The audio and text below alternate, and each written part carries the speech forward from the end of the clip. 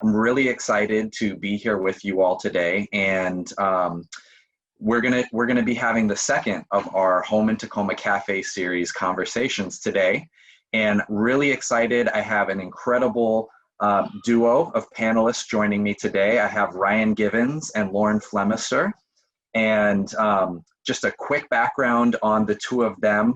Ryan has 22 years of experience helping local communities devise revitalization strategies. He's also an urban designer, which is a role where he focuses on the spatial arrangement for the development projects and neighborhoods that he works on. And in addition to that, Ryan has been working with us as a representative on the Tacoma Planning Commission and the newly formed Housing Equity Task Force. Really important and awesome work. Thank you for joining us, Ryan. And we also have Lauren Flemister, who is the Community Planning Manager for the City of Seattle in the Office of Planning and Community Development. She works a lot on how cities change and function over time through the lens of development and infrastructure. And as an urban planner and designer, her work is focused on community building, the intersection between transit and development, and policy development on issues including affordable housing and design standards. And I should also mention that she has a lot of experience in the Northwest as a senior planner in long-range planning at the City of Tacoma in a previous role, and as an urban design planner with the City of Auburn. So Lauren, Ryan, thank you again for joining us. Really excited to talk with you today. And before we jump into things, I wanted to take a moment for those of you that were not able to join us on the first in our cafe series, which was really about the housing crisis itself. And today, for the second in the series, we're going to be talking about the city's role in housing.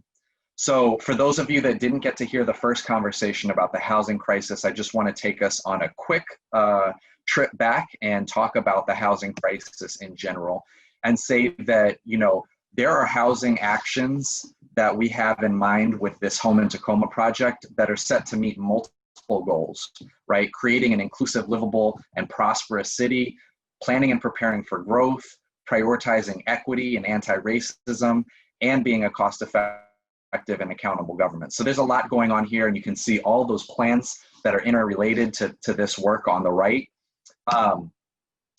When we talk about Tacoma's land use framework, we plan for growth with space, for business, industry, parks, open space, and housing, and we're going to talk a lot more about that today when we talk about the city's role, but you can see that land use framework on the right.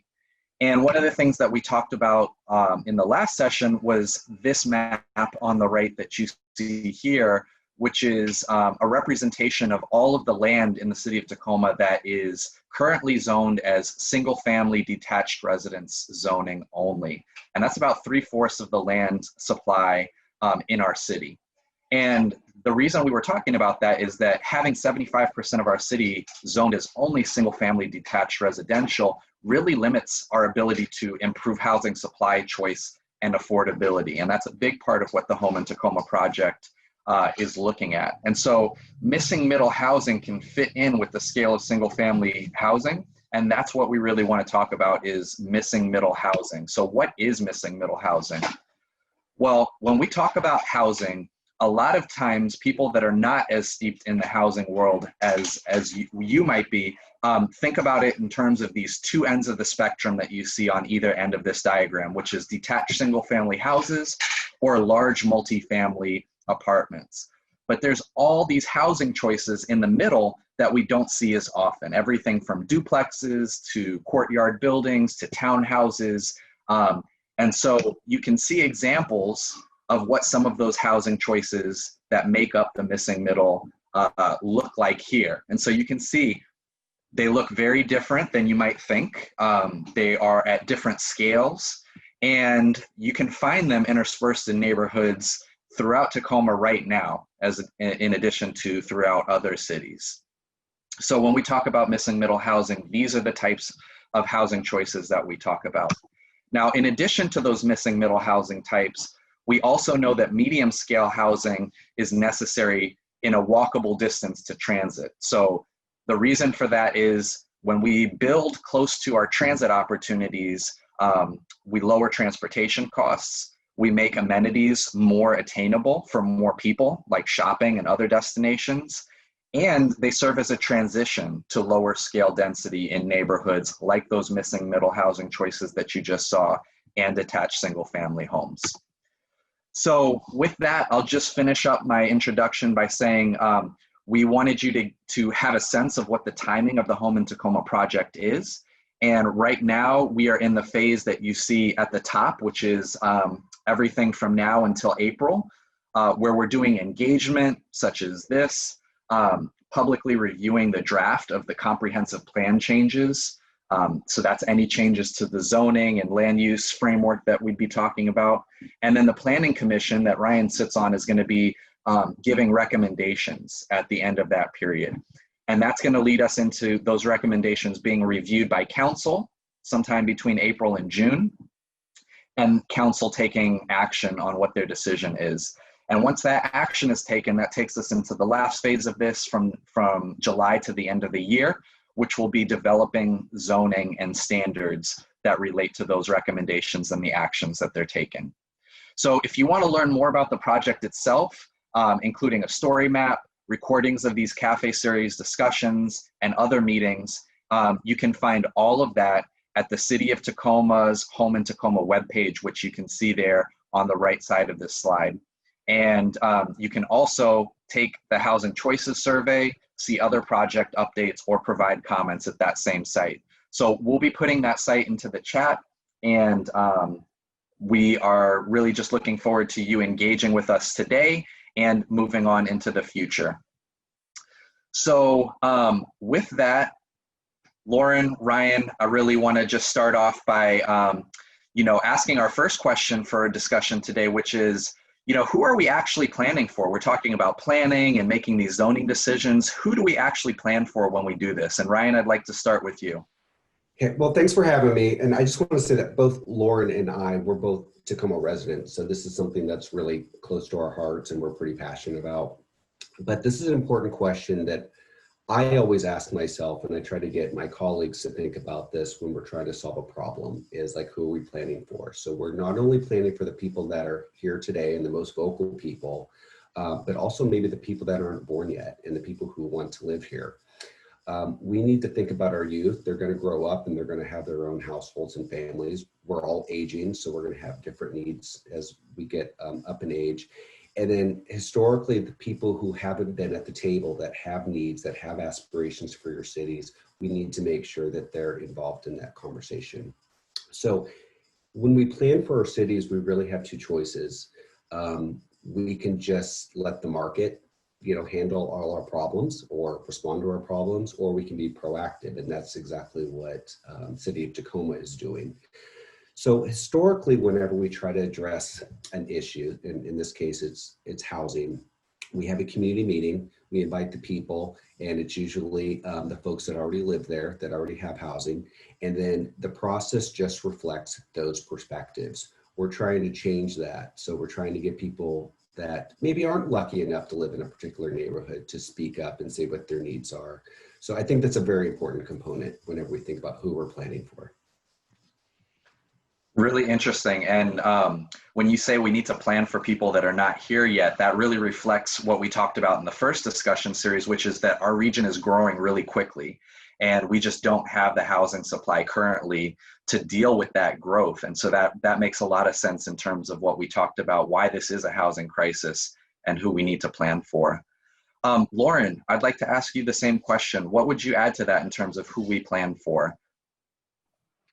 Yeah, I think Brian covered a lot of it, but I think what's really important when you are doing long-range planning is trying to find solutions that have resiliency and durability built in. None of us can actually tell the future. I hope we would do a better job if we could. And since we can't, we need to be able to develop policy that still makes sense if there's a significant recession or economic downturn, or if growth exceeds what our expectations are. So I think Ryan covered the right folks, but you don't always know when or in what amount they're going to come. And so it's important that you plan for multiple futures. Absolutely. And that speaks to what Ryan was talking about in terms of housing choice too, right? When you don't know exactly who those people are that you're planning for, that makes it a little bit more important that you have a diversity of housing choices to fit those different potential people, demographics, ages, lifestyles. That makes a lot of sense to me. So hearing what you both just said about who we're planning for and what that looks like, let's dive into the question of what the city can actually do about it, because I know that's why a lot of people are here and engaging with this conversation is they want the city to act and do something about our housing crisis. So Lauren, I'd love to start with you. How would you answer that question about what can the city do? So I think this is a question, as sort of policy developers that you ask yourself all the time. And then you also have to think about equipping policymakers to be able to make, the best decisions they possibly can. And, it's really challenging. And I think depending on the market, the politics of the moment, it varies a lot. But obviously, the first thing I would say is setting out policy, and kind of thinking about policy in terms of time, right? So, there's policy that you're hoping to enact that'll have short-term impacts, and you're also thinking about things like, say, the future land use map, where you're setting out policy determinations for a time, in the future, and you're not sure when that's going to be. And market forces play a huge part in that. So I would say the city's sole responsibility is really to set out strong policy and programs that are responsive to community needs. And I saw something in the Q&A that I think is really important and something I talk about all the time, is that's also responsive to market realities, and also is responsive to the kinds of products that we know folks want to bring on market, but also pushes for the kinds of products that are needed where there may be a gap or shortfall. And so that's really, it's policy and programs that the city is responsible for. But I do think where the city falls down a lot is developing sort of pie in the sky policy that's not grounded in realities, particularly financial market realities. And so I think a lot can be done for sort of city employees and also for our policymakers, our elected officials, to be able to make decisions steeped in economic reality. Thanks, Lauren. Ryan, you have a unique perspective sitting on the Planning Commission and the Housing Equity Task Force, which I think is right now talking specifically about what the city can do about this. What would you say in response to that question about what can the city do to respond to this housing crisis? Well, I'm going to give you a response kind of based on kind of the American capitalist system that we have in place right now, because that's what we have to work with. So cities really have a very limited power because, it's really easy for people to sit around, well, we need more housing, so the city should just go build it. Well, cities only have like 3 buckets of tools. So you have your regulations, so establishing what can go where and what it looks like and how big it can be. They have capital. They make capital investments. So we build roads, we build parks, we build civic uses, and to some extent, have been limited to affordable housing type projects. And then the third bucket is really marketing. And that one really could be the most powerful thing that a city can do, I believe. That is forming relationships, promoting the city. So you're recruiting outside investors to solve our problems. Say For example, housing's on the table right now. So I think there's a lot of power in recruiting housing developers to fulfill that need. But we still need those other buckets for that to happen. We need to make sure that we are designating properties that can have a variety of housing types, so it's not a barrier. But then also we need the infrastructure in place so developments work. So I guess that's how I would answer that. Yeah, and I'll throw in, Ryan, that I think you answered part of this in your first answer to who is the city planning for when you said that one of the roles that the city needs to take or can take in this housing discussion is how and who they engage with, right? Whose voices are helping to shape and impact those housing policy decisions that you both talked about. And so I guess you both talked about the things that the city can do, but also the limits that the city has in what they can do to affect the housing market. And so I want to ask you a follow-up question that takes us a little bit deeper into that side of things. So, you know, most of our housing is not developed by the city, right? Almost the vast majority of our housing is developed by housing developers, right? So what is the role of developers, and more specifically, what is outside of the city's control when we talk about our housing market and situation? Lauren, would you like to start that question? Sure. So, you know, obviously developers fulfill a demand, but I think they do a lot more than that. They also they create a lot of what our urban fabric is, and they make a lot of determinations sort of within the zoning envelope, you know, the city dictates. They sort of, you know, modulate and sort of calibrate based on largely on economics, what they feel is the best product to sort of fit within, you know, the upper limit. Typically, there's a lower limit too that the city prescribes. But I think there's a really heavy influence and weight that developers sort of carry in what our cities become, particularly over time as all this stuff aggregates. But yeah, I mean, the simple answer is they bring a product online, a housing product, since we're talking about housing, you know, this afternoon.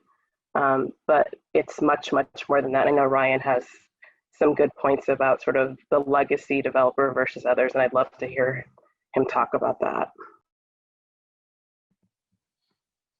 Go for it, Ryan. What can you tell us about that? Well, yeah, I mean, I agree with everything that Lauren just said, because it's like housing is a product. So developers provide a product whenever there's a local need and whenever it's attractive enough. So we need to make sure it pencils. Urban planners were really good about, you know, designating areas and dreaming up how places should be, but we're really reliant on the development community to make that happen. So I think it's really important to think about kind of developers in kind of two buckets. I love buckets. You know, there's some developer that's like, well, if it's attractive and I think I can sell it, they're going to make it happen. There's also another kind of developer, which I call a legacy developer. Those are kind of the people who want to do the right thing. So it's like, yeah, they want to make it a pencil, but they want to do a high quality product. They want to meet a local need. And those are the developers that we really want to recruit and we really want to take care of, because then we're going to get the product for our residents that we want. There's also kind of a group adjacent to that hasn't had a lot of opportunities in cities in the Pacific Northwest recently. And that's kind of the individual homeowner or a smaller developer, where it's like, think about your own home. If you were able to build a garage apartment over, you know, in your backyard, and then you get rental income, well, that's a really powerful thing. Or let's say you get two families are like, we're going to buy a piece of property and we're going to build a duplex because that is the size of a project that we can take on ourselves. And we are going to realize those profits. And those type of developers usually develop within their own neighborhoods. So they have this vested passion that's built into that. And I think with this proposed missing middle policy, it's going to open up that opportunity for so many other existing individuals within our city. Really interesting points. And, I'll just add to what you both said and say that some of the things that you alluded to that are outside of the city's control is you both talked about penciling out. And for those of you that don't know what penciling out means, is that developers have a set of costs that are required to actually build the housing, right? And then they'll eventually sell that property, and if they can sell it for a margin above what it costs them to develop it, that's what penciling out means, right? The ability to come out above even for a project that you develop. And one of the things that we've been hearing more and more is that there are a lot more reasons why it's becoming harder to pencil out for, specifically for when your only option is single family detached housing, right? And some of those things are property itself, like land. Land is getting very expensive, as we all know. Another thing is just construction costs, right? Like the materials and the labor, all of those things are going up at rates that are, pretty fast, from what I've heard from developers that we talk to. So there are all these like market forces that are happening that are also making it harder for developers to make properties that especially are affordable, but just anything in general. Anything that either of you would add to that in terms of, what it takes to make something pencil? I know, Ryan, you were talking about having the opportunity to have choice in what you build as a way of dealing with that, like being able to build a duplex can help in that regard. But is there anything else that either of you would mention in that regard? Well, I mean, it's just one of those realities, and just kind of to put it in perspective, I want us to pay our laborers a living wage. So that's a cost. And then the land cost, it just, gosh, you look at any real estate thing and it just keeps going up. That's why I think the missing middle policy is so important, because you're talking about completely different construction methods too. So if you are going to build a duplex, on a site, well, that's wood construction versus, some big high-rise type thing, or multi-story apartment complex you'd see maybe in Proctor or downtown. Well, now you've completely changed the whole construction cost and requirements. So if we can do a bunch more smaller scale housing at a smaller rate, then maybe we can get more people into housing. Yeah, I kind of want to add on to that. And I also see something, a couple of things in the chat about the sort of pencil, sort of the concept of making things pencil. I want to add a little bit more context to that. I think, one, there aren't just private developers, there's also nonprofit developers, and also there's governments who do development. And they all have to worry about sort of the economics of making a project viable. And some of those capital stacks, so meaning all the different funds that you have to have in order to get all the capital you need to make a project happen, are often incredibly complex. I mean, they're getting money from, federal government, local government, county, philanthropy. I mean, I'm obviously talking about like a nonprofit developer in that case, although in some cases a for-profit developer would be getting money from government entities too, depending on what's going on. And then you also have incentives and a number of different things that go into that financial picture. But I think I commented earlier, and it was in response to one of the earlier Q&A comments, was the need for financial literacy of staff. I do think, the development community obviously is in this mostly to make money, although occasionally people are motivated by factors that are non-typical or that we're not aware of. But generally speaking, most developers are developers because they want to make money. And there are absolutely times, and it's frequent, that because of the lack of literacy in government, that we're not really able to set policy or properly sort of combat prevailing attitudes about what projects are viable. So, you know, that sets the environment, the policymaking environment for us sort of in a really negative light. So I absolutely think having folks that work for and consult with the government to help better understand the financial picture is really key moving forward. It's something that a number of us advocated for when I was working at the city of Tacoma, and I know it's prevalent in other cities, to have a mutual understanding of the financial environment for all scales of development and for nonprofit and for-profit development. Can I say one more thing about that, about penciling? So one of the things that we can do is remove perceived regulatory barriers. You'll drive all around, you know, our town and go, oh yeah, that would be an ideal location for, you know, apartments. But it may require a rezone, and that just adds at least a year to the process, which then, you know, a developer investor's paying interest on loans. And if we can be proactive and go ahead and rezone, if the city could initiate rezones and position those properties, that reduces that timeline and that additional cost. I think everybody in the city can benefit from that. Yeah. I see one other comment in here, sort of talking about quote unquote real decision makers.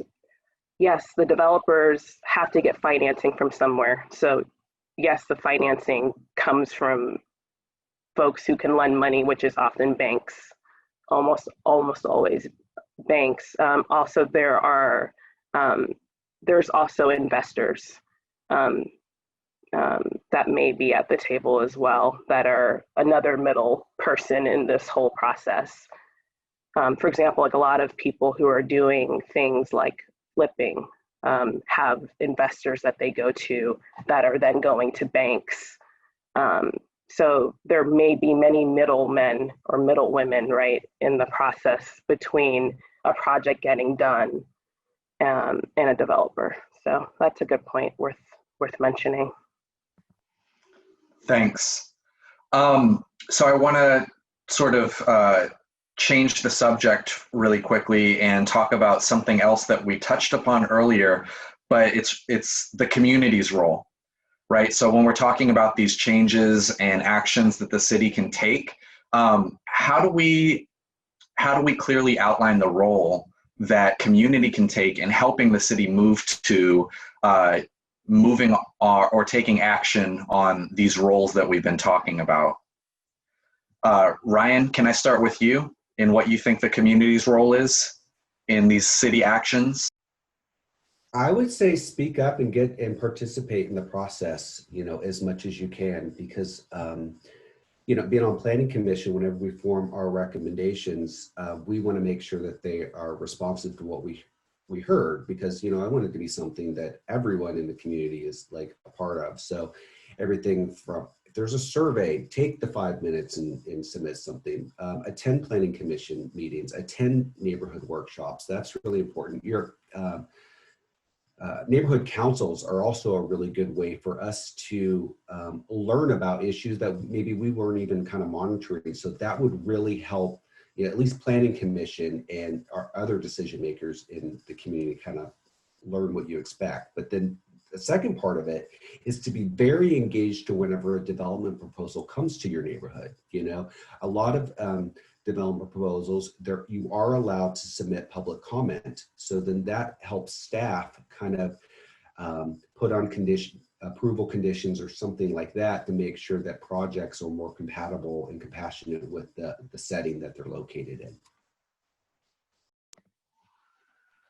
So I think there tends to be a lot of organization and coalition building when folks don't want a project, but I would love to see that same level of energy or something comparable to discuss what you do want, what you do find acceptable. I think it ends up leaving a vacuum where other people get to dictate what comes in, and if they're savvier or figure out how to navigate the process better, you end up with something that you don't want. And you blink your eye, it seems like sometimes, and there's a project there that you didn't know about or that you don't want. But if there's an ongoing dialogue about how you want your neighborhood to grow and change, and understand that it is going to grow and change, we're not really in a situation as we look at the value of homes, but also the number of people who want to live in this part of the country, that things are going to stay static. So understanding that they're not going to, how can we find a middle ground where there's change happening, but it's the kind of change that feels like your neighborhood fabric there's some preservation there, but it also allows for the welcoming and space, for more people to come in, and being open to the fact that change is going to happen no matter what. I think I just heard you coin a new phrase, Lauren, which is finding the missing middle ground. I think I'm gonna take that one with me. So I see we have a lot of questions coming in, and I want to turn it over to Kenny so that we can get your questions answered by our panel. So Ryan, Lauren, I'd love for you each to take just 30 seconds or 1 minute before we jump to the questions and answer this final question, which is, one of the big changes and actions that the city can take is this policy and zoning action that we've been talking about, which is really, to be very clear about it, allowing more missing middle housing types in that 75% area of the city that currently does not allow them and only allows single family detached housing. What would you say to somebody that asked, why is that so important? Why is that a key action that the city needs to take in addressing the housing crisis? Lauren, can I start with you?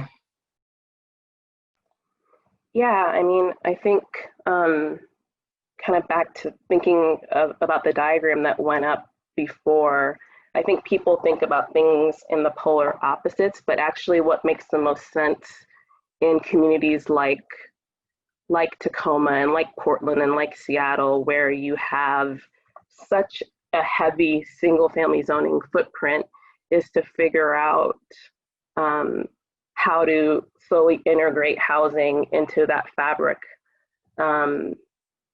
And I think it can be done in a beautiful way. It's really funny.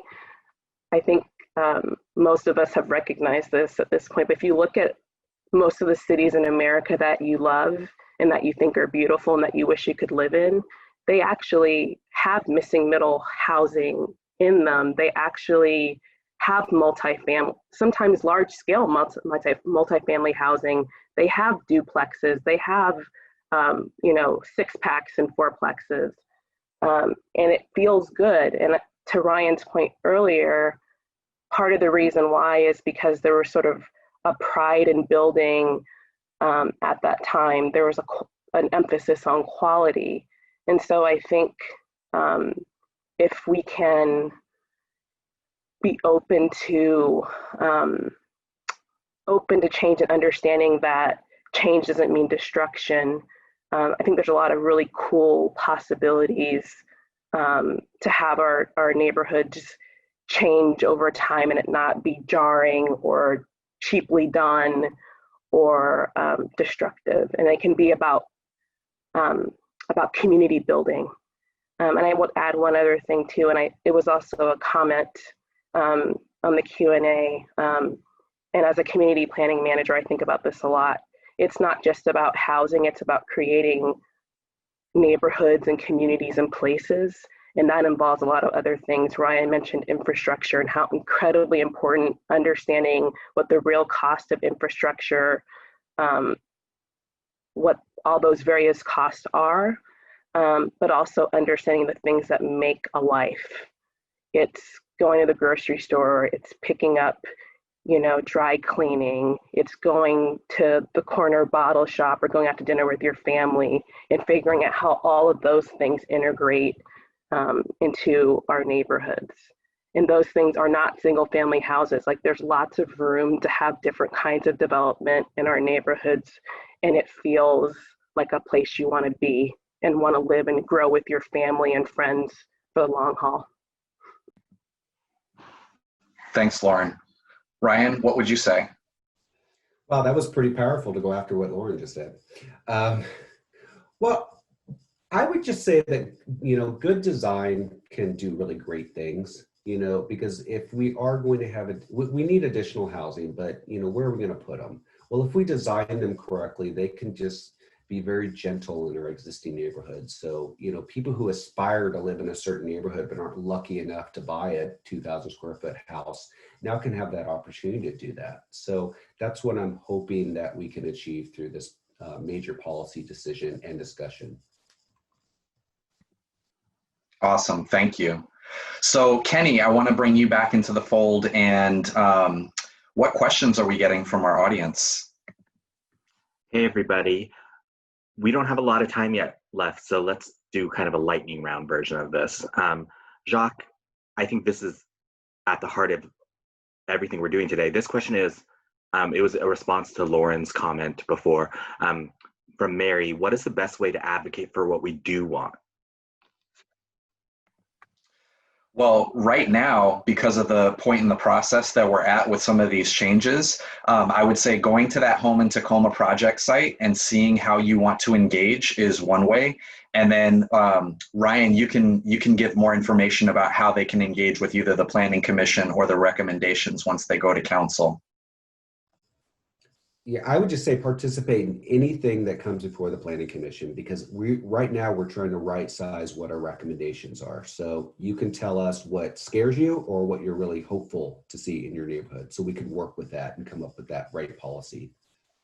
And I'm going to piggyback on those two comments, is build strong coalitions with your neighbors, with activists, with nonprofits that are interested in housing, with organizers.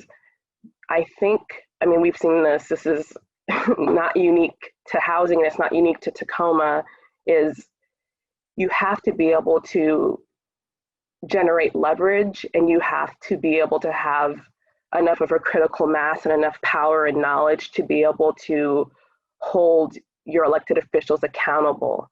And if you can't do that, then you find that things are getting done to you.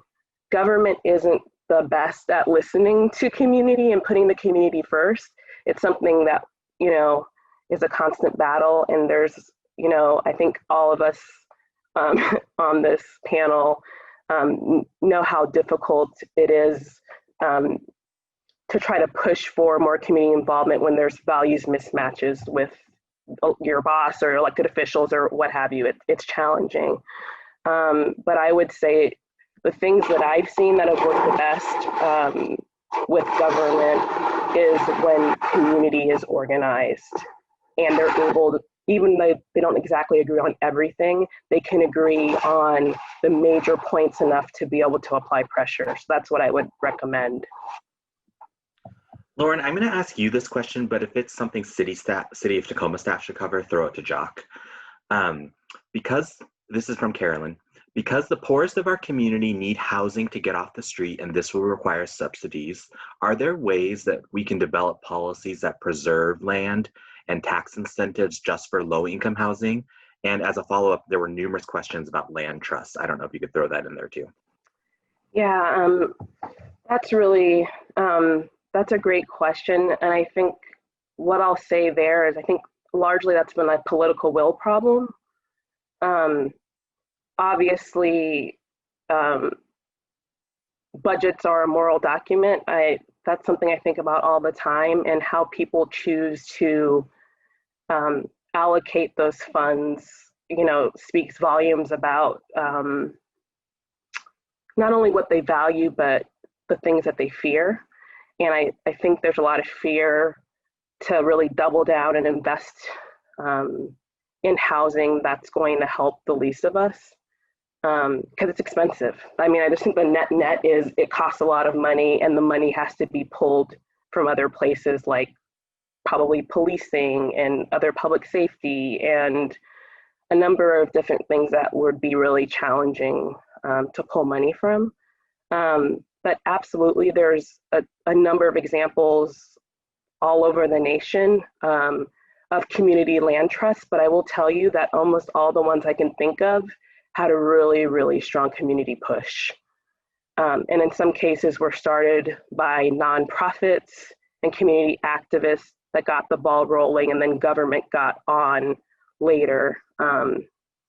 But absolutely, I mean, separating out the price of land from the improvement on the land, which is like the building, is a great way to preserve affordability in the long term. I know I've been a part of a number of conversations when I was working with the city of Tacoma. I know the Housing Authority and a number of different people have been looking into it. But yeah, I mean, absolutely, it's a viable model. It's expensive, so it's a bit tricky to do in terms of creating a lot of permanent affordability in a lot of places, but it absolutely can be done in a targeted way. But I think it's also important to understand that it's just part of a number of solutions that have to be utilized in tandem in order to really create a spectrum of housing choices that work for the entire community. Thanks, Lauren. And sorry, Kenny, the only thing I will add to that is just agreement on the community land trust front. It is a community land trust, and so the most effective ones are led by community and not a city. But the city does have a role in terms of surplus city land. And so I'll just mention that the city has already passed a policy where all of our surplus land has affordable housing as the top tier potential use.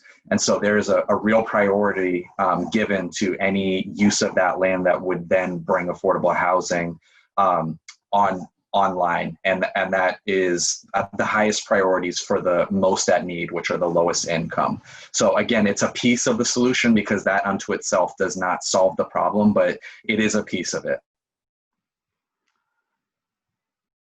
Thanks, Jacques. Ryan, I'm going to give you the next question. Some U.S. cities have gotten rid of single-family zoning altogether. Is this an option that is on the table for Tacoma to increase where we can add this kind of middle missing housing? Yeah, absolutely, it's on the table, and that was kind of when this all started. One of the biggest things is like as I've been on some of these panels, just the term single family alone is somewhat discriminatory. So just changing the name of it to something that's more inclusive is kind of the first step. Now it's like when you look at all the choices of houses that should go in those yellow areas that was on the map earlier, that's what we're trying to decide right now. So this is a pretty unique time within Tacoma, and we're really kind of following the lead of, say, like Minneapolis or Portland as kind of guidance. So it's not crazy talk. It's something that really could be viable for our community. I hope that answers the question. Thank you. All right, next question is from Ferguson Architecture. How can the city help transition? Oh, Lauren, do you mind answering this one? How can the city help transition underutilized or derelict properties, such as motels, apartments, etc., to bring them into our affordable housing stock? There are thousands of existing low quality buildings that could be transformed into high quality affordable units. Oh, thanks for that question. It's a great one because it's obviously typically less expensive to convert existing housing stock, even if it's low quality, into housing than it is to build from the ground up. And I think that's kind of self-explanatory. But I think a couple of things can be done there. And I think a lot of it leads with incentives and also helping elected officials and director level folks understand how much further their dollars can stretch to be able to invest in already existing properties than otherwise. So I think that would be a great candidate for sort of lobbying by folks like, you know, Habitat, developers, designers, to start talking with, you know, planning commission, start talking with your council members, county council, talking with neighboring jurisdictions. And some jurisdictions are better at this than others. I will tell you, like Lakewood is a lot better at getting like their surplus and derelict property back into good use much more quickly than say at Tacoma has been. And so I would say that's a really good candidate, partly just because a really good candidate for lobbying, quite frankly, because the cost and sort of the city of Tacoma's skin in the game on that feels like a better bang for buck than a lot of other things are. But absolutely, I think that's a really, really great suggestion. It's something that I spent a lot of time, a lot of other folks, the city of Tacoma spent a lot of time talking about the surplus, derelict properties, and also properties that the city or other entities could purchase at value prices in order to convert them to things like permanent supportive housing and affordable rentals and things of that nature. Thanks, But Lauren. yeah, there's some really good incentives I think that could be structured to encourage folks to get those back into good use. Thanks. Ryan, you got a follow-up question from Teresa. Can you tell us more about how changing the name of single-family housing could change density? Well, just changing the name is just a start. There's a lot more other work to do. So right now, when you look at our comprehensive plan, or basically the guiding document, it designates most of our city as single family residential. So only one type of housing can go in that area, and those are houses. Okay, so now we're talking about changing the name, but also talking about what type of different housing can go in there. So then that will increase supply and choices for our residents in the future. We are also looking at doing some strategic rezones that are adjacent to already developed higher density areas. So think of like near transit corridors or where you already see a bunch of buildings. That's also, we're looking at that at the same time. So hopefully that answers the question. Thank you. Jacques, you started answering this one, but because we got so many questions about community land trust, I'm going to ask it again. There has been a very vocal push for community land trust development as a tool to combat housing unaffordability. How can the city assist in these efforts? Beyond regulations and incentives, are there any resources the city can or should provide? It remains to be seen because no two community land trusts are exactly the same, but the answer is yes. There is a role that the city does need to take. So navigating what land is even viable for a land trust is one of the roles that they can take. Providing some of the surplus land that the city has to that land trust is one of the things that can be done.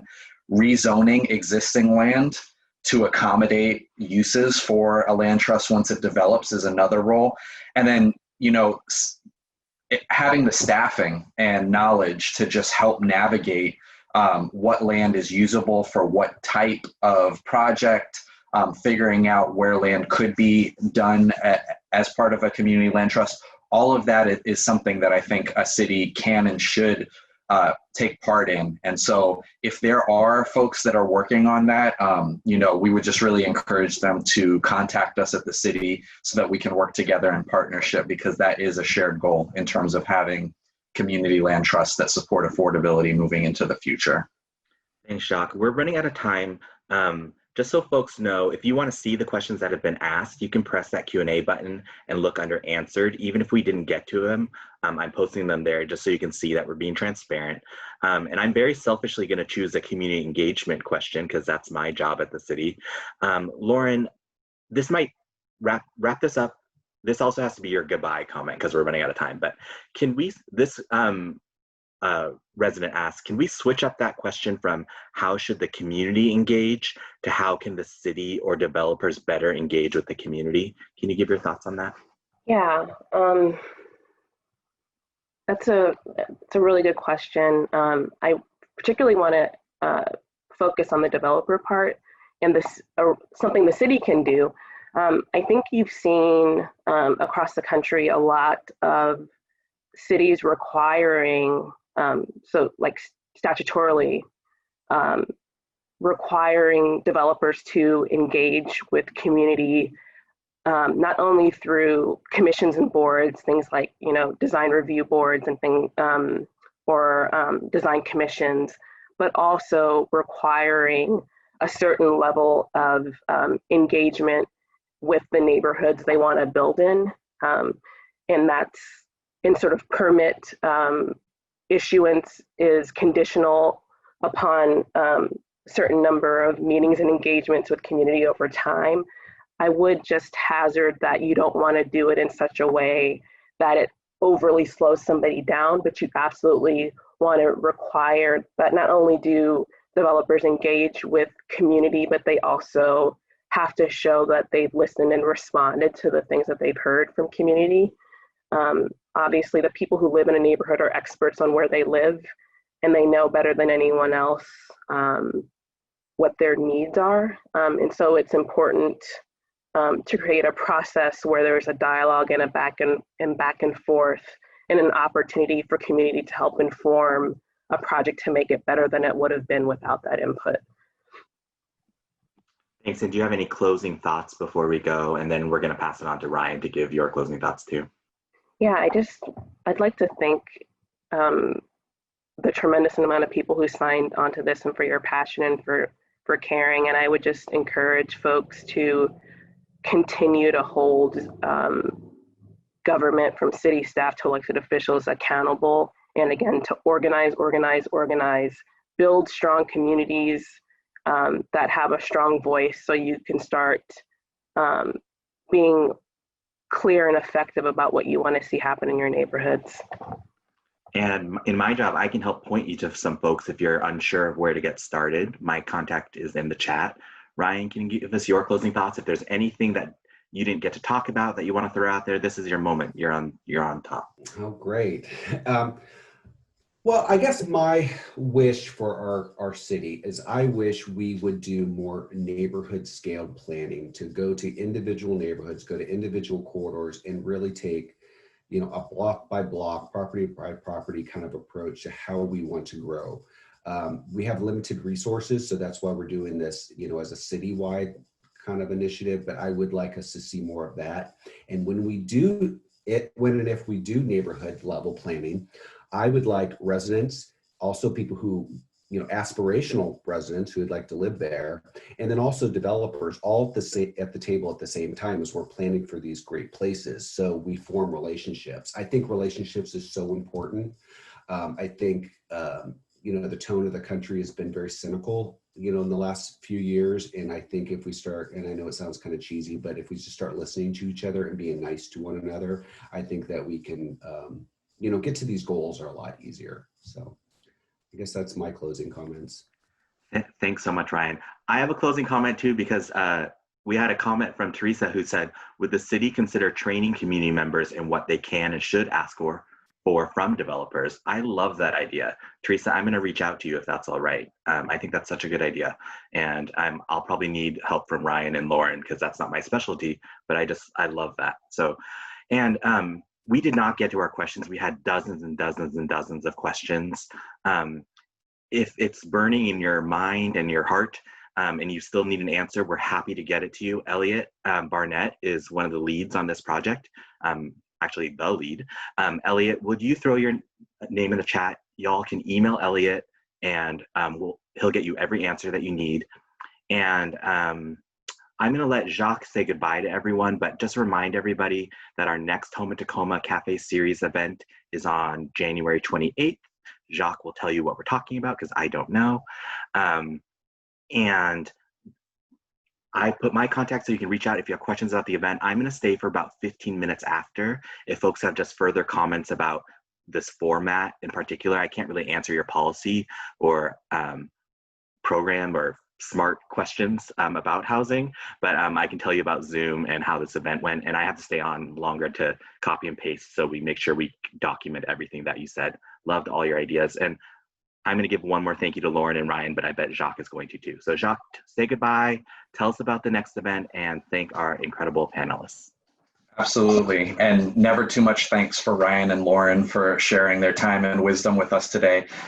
You can probably tell we tried to fit, 5 hours worth of great discussion into 45 minutes. And that's always a challenge when you're talking about something this important and this nuanced. But I hope you got something out of our conversation today. I know I did. Lauren, Ryan, big thank you to both of you again. And I see that Elliot put his information in the chat. So if you do have follow-up questions, please do reach out to Elliot. And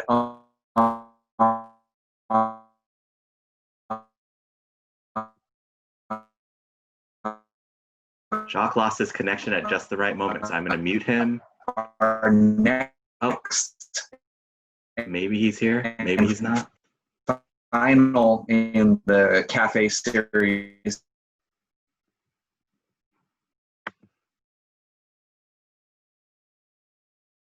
All right, well, everybody, thank you so much for being here. I bet he's going to unfreeze at the funniest moment, and that's going to be great. Thanks for being here. Thank you so much, Lauren and Ryan.